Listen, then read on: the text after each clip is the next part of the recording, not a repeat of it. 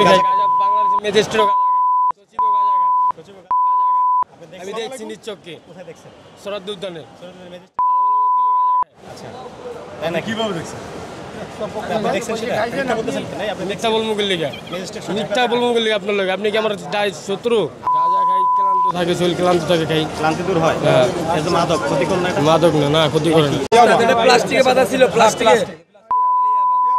আরে আমার আপনার মাঝখানে বরাবর কাটা 10টা পাতা থাকে, তার মাঝখানে চুরি করে যেটা খায়া ওইটা পাইছি আপনার 5টা, আর কিছু টাকা আছে ওর টাকা ওরে দিয়া দিছি। ঘুমের ওষুধ যেটাতে কি করে? এটা খায়া আপনার চুরি করে মানুষের, মানে কি মানুষের মাইরা লাইলেও মায়া লাগবো না। তারপরে ওই নাজমুল বের লগে যে 1 নাম্বার আরম্বি না, ওই আরম্বির কাছে ধরাই দিছি আমি। আমরা দূর থেকে টার্গেট করছি, টার্গেট করে দেখি কি ওর পকেটে পুটলার মতো দেখা যায়, পরে গিয়া দইরা ওই পকেটে দেখি কি ঘুমের ওষুধ চুরি করে যেটা দিয়া, ঠিক আছে। তারপরে গাজার পুটলা পাইছি একটা, পায়া পরে স্যার কাছে তুলে দিছি, দিয়া ওরে পাঠায় দিছি।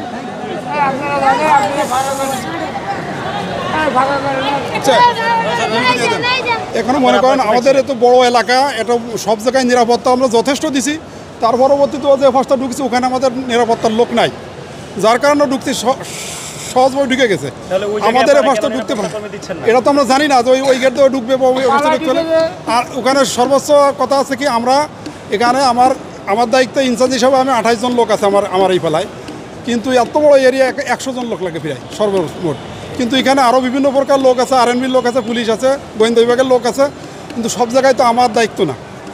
বিধায় কমিতে কিরাম আছে, আমার সাইডে ঢুকলে আমি এটা কৈফিয়ত দিতে পারতাম, কিন্তু অন্য সাইডে ঢুকছে, ওখানে আমার নিরাপত্তার লোক নাই, যার কারণে এই বিষয়ে আমি কিছু বলতে পারছি না। ওখানে যার ডিউটি ছিল তাকে জিজ্ঞেস করতে হবে। সিদ্ধান্ত আমি এখনও পুলিশ সুপর্দ করবো, তারপর পুলিশে যেটা বলে সেটা করবে, আইন আয়তায় দিয়ে দেবো। 100 করে 10 জন ভালো, মানে 90 জনই খারাপ, সবাই মাদক সেবন করে। বুঝতেছেন যে কাজটা করছেন, ভুল করছেন, এটা কি বুঝতেছেন? হ্যাঁ, প্রবাস গেট আমি তো ভুল করছি, আমার তো ছাইরা দিছে, আমার তো ছাইরা দিছে, এত নিজ যে ভুল করছে আমার তো ছাইরা দিছে। ভুল করে ছেড়ে দেওয়ার পরে তো সুযোগ পান, তাই না? কি সুযোগ পাই? কি সুযোগ পাই? আমার আনসার ডিউটি ছিল 3 নম্বর প্ল্যাটফর্মে। ওর কাছে গাজার ফুটলা সহ ট্যাবলেট সহ পাইছে, পাওয়ার পরে আমাকে ফোন দিয়েছে, স্যার তাড়াতাড়ি আসেন। আমি গেছি, যার পরবর্তীতে নিয়ে আসছি, ও আসবে না। আমি কই চল তোর আইন নিয়ে রাতে পুলিশের হাতে কাজ দিব। বলছে আমার আরএনবি ছেড়ে দিচ্ছে, আপনার ধরেন আর কে? আমি কি অপরাধ করছি? আমি কি কারো ছুরি মারছি না ই করছি, ডাকাতি করছি? আমার এই রাস্তার সমস্যা কি আপনার?